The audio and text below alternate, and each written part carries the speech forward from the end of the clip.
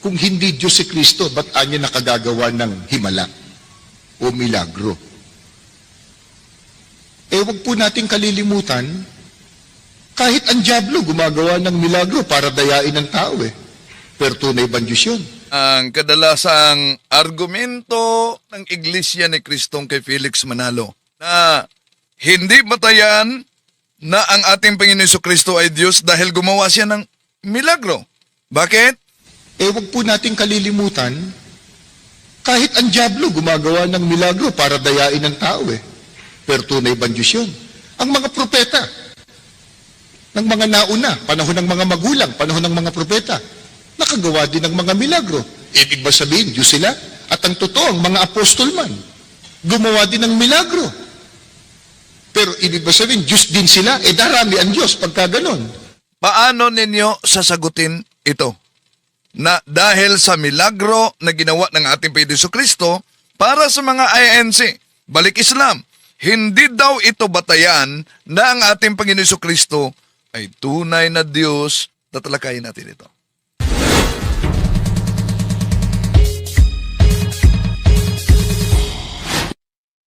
Kumusta? Welcome. Muli itong inyong lingkod, Brad Wendell Talibong, makasama ninyo sa pagkakataong ito.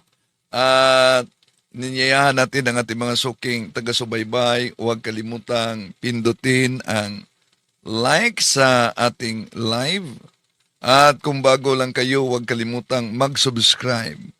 At pindutin ang bell button para updated kayo. Mag-comment at i-share ninyo. Makatulong kayo sa ating evangelization kung i-share ninyo ang videong ito sa mga kapwa Katoliko, sa mga kasama nating Katoliko na sa kasulukuyan ay naghahanap ng katotohanan, mga kapatid. At lalo na sa mga kapatid natin na nasa Iglesia ni Cristo, mga balik Islam, para mabuksan ang kanilang isipan. Dahil minsan ra tayo dadaan sa mundong ito. Ang pagkadaya ay maranasan sa iba't ibang paraan, ngunit napakadelikado pagmadaya tayo sa pananampalataya dahil nanganib pati ang ating kaluluwa. Kaya di natin layunin na saktan ang damdamin ng ating mga kapatid sa ibayong pananampalataya. Atin lang sagutin ang matagal nang itinago nilang katotohanan.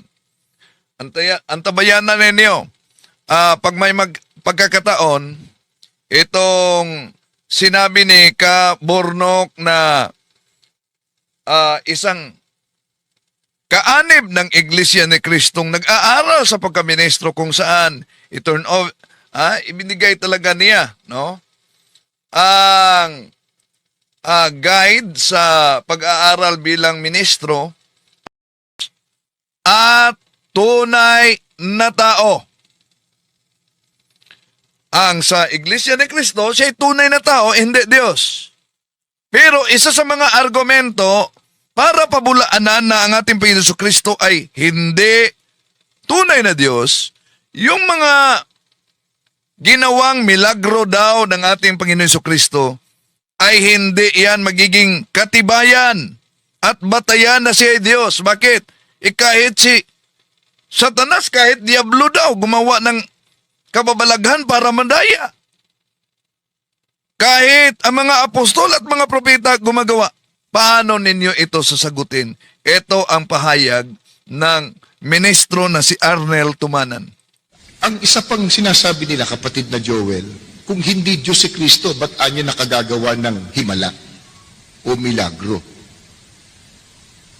Huwag po nating kalilimutan, kahit ang dyablo gumagawa ng milagro para dayain ng tao Pero tunay bang Diyos yun? Ang mga propeta, ng mga nauna, panahon ng mga magulang, panahon ng mga propeta, nakagawa din ng mga milagro. Ibig ba sabihin, Diyos sila? At ang totoo, ang mga apostol man, gumawa din ng milagro. Pero ibig ba sabihin, Diyos din sila? Darami ang Diyos pagka...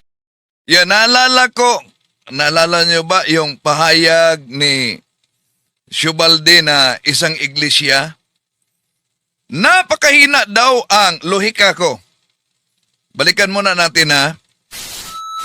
Wag ako, Mr. Talibong, iba na lang.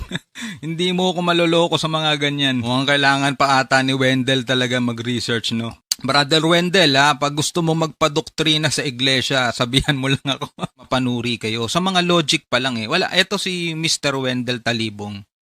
Kapag eto nakatapat ng isang totoong ministro sa iglesia, wala. Sa akin pa nga lang, butata na Sa akin pa nga lang, butata na Si Shubalde ng Iglesia ni Cristo na sa kanya palang umano, butatan na ako. Okay. Dito muna tayo, mga kapatid, para magabayan kayo sa ganitong ori ng argumento sa Iglesia ni Cristo na hindi maging batayan. Hindi lang Iglesia ni Cristo kay Felix Manalo ang gumagamit ng argumentong ito kahit sa mga balik Islam. Hindi daw batayan ang mga milagrong ginawa ng ating Panginoon Jesucristo para patunayan na siya ay Diyos. Bakit? Narinig nyo naman si Arnel Tumanan na kahit ang Diablo gumagawa ng himala.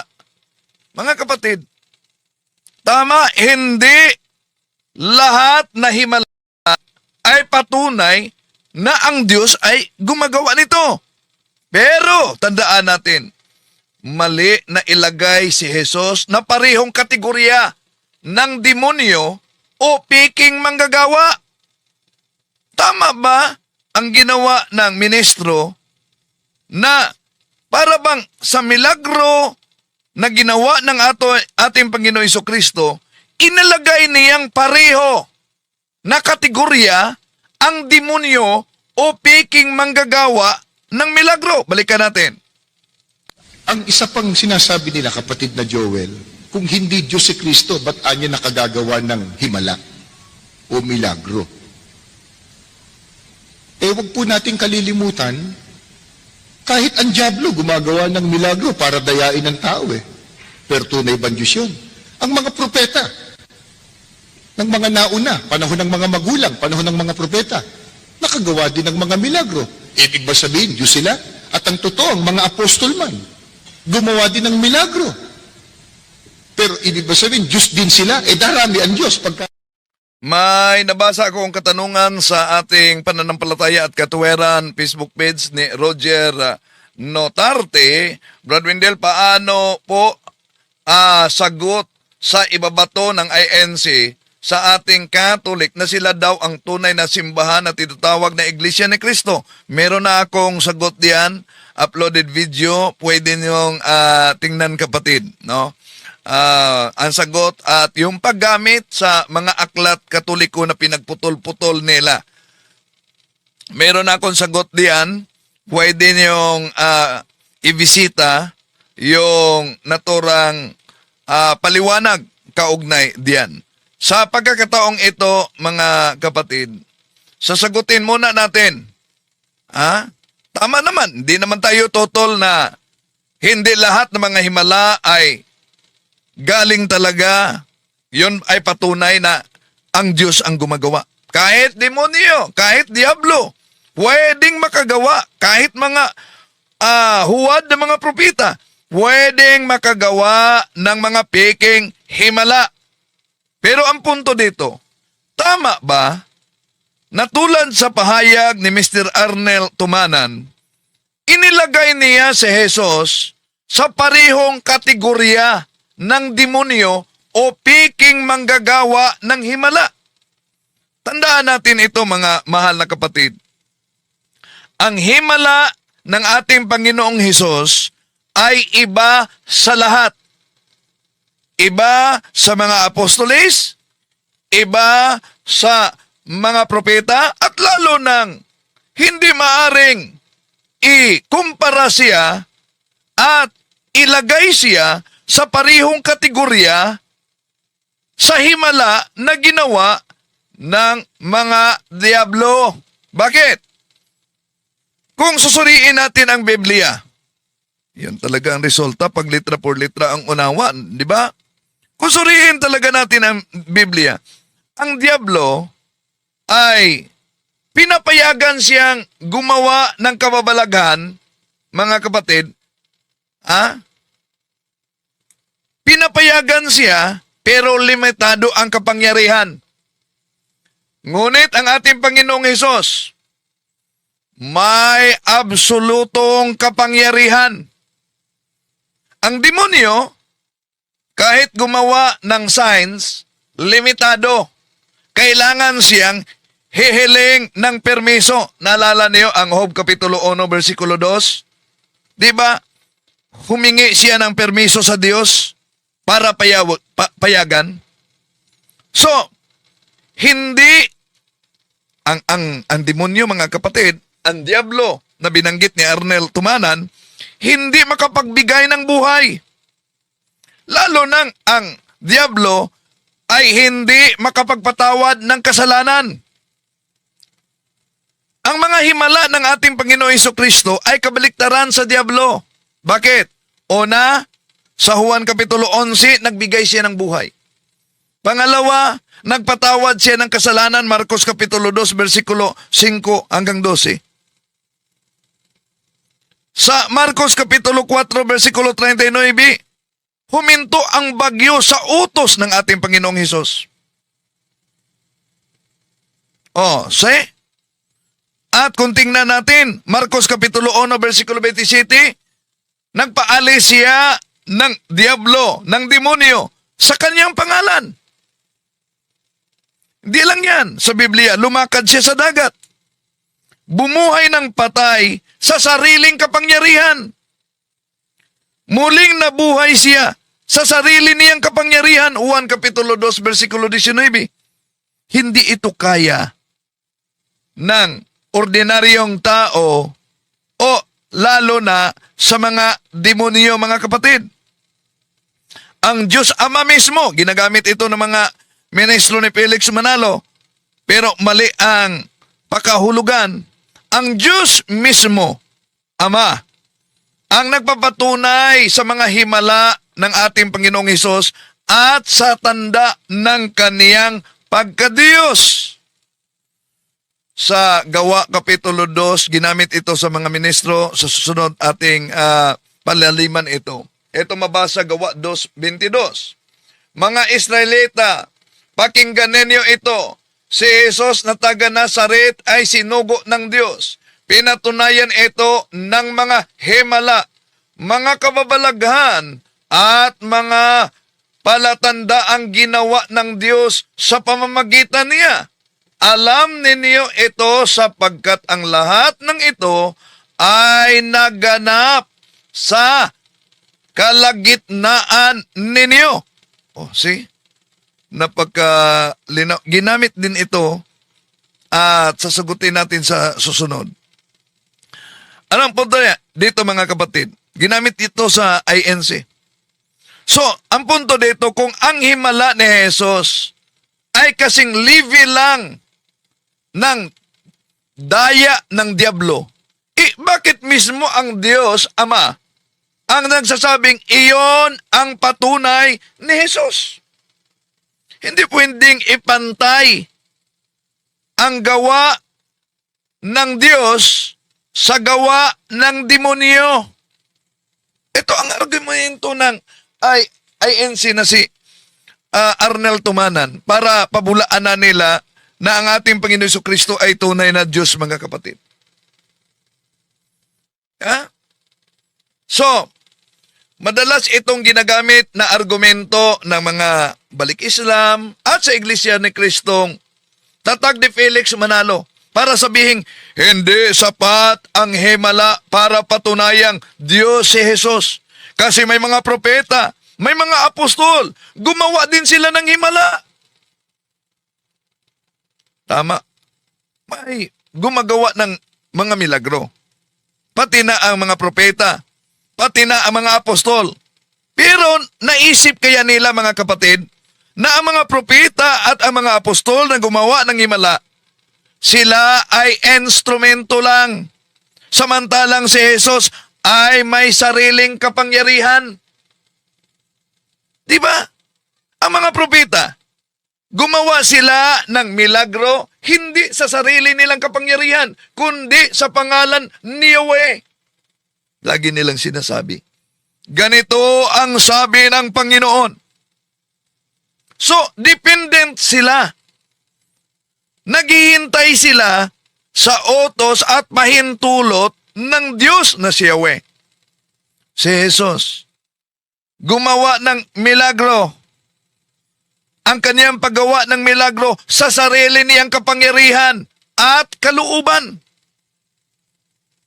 Hindi siya nagsasabing, ganito ang sabi ng Panginoon. Siya mismo ang nagsalita bilang Panginoon. Halimbawa, nagpagaling siya sa sariling kapangyarihan ng ating Panginoon Jesucristo. Tingnan natin Marcos Kapitulo 1, 41-43. Ito ang mabasa natin. Nahabag si Jesus sa kitungin, kaya't hinawakan niya ito at sinabi, oo, nais ko gumaling ka. Noon din, nawala ang kitong ng lalaki at siya'y naging malinis. Matapos mapagbilinan, agad siyang pinaalis ni Jesus. Napansin ninyo ang pagkakaiba, mga kapatid, batay sa talata Marcos 1:41-43? Ang sabi ng ating Panginoong Hesus, oo, nais ko gumaling ka. So, mga kapatid, ginawa ng ating Panginoong Hesus ang mga himala. Ang layunin upang ihayag na siya ay Diyos na nagkatawang tao. Hindi dahil siya ay instrumento tulad ng mga propeta, tulad ng mga apostol. So iba ang klaseng himala na ginawa ng mga propeta at ng mga apostol. Kung ang INC nagsasabi, may mga milagro rin ang mga propeta. Tama. Pero hindi pareho ang himala ng propeta sa himala ng ating Panginoong Hesukristo. Dahil siya Diyos na nagkatawang tao. Ang propeta, umaasa sa kapangyarihan ng Diyos. Hindi makapagawa ng milagro kung hindi pahihintulutan ng Diyos. Samantalang, ang ating Panginoon Hesukristo, pansinin niyo, Marcos 2:5, nagpatawad ng kasalanan. Di po ba, nag-react ang mga Hudyo nang nagpatawad siya ng kasalanan? Sabi ng mga Hudyo, tanging Diyos lang ang makagagawa nito. Dinurog ni Jesus ang batas ng kalikasan sa sarili niyang utos. Pinatigil niya ang bagyo. Nagbibigay siya ng buhay. Nagpalaya siya ng demonyo sa sarili niyang pangalan. Marcos Kapitulo 16:16. At ito din ang gawin ng kanyang mga alagad sa pangalan ng ating Panginoon Jesucristo.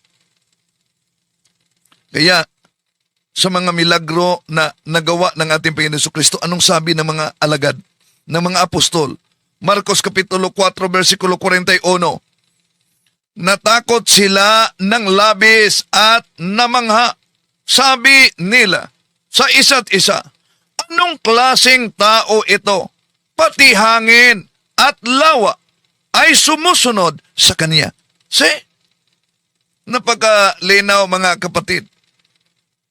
Kung si Jesus ay Diyos dahil gumawa siya ng mga milagro, ang mga apostol, ang mga propeta, gumawa din ng mga milagro.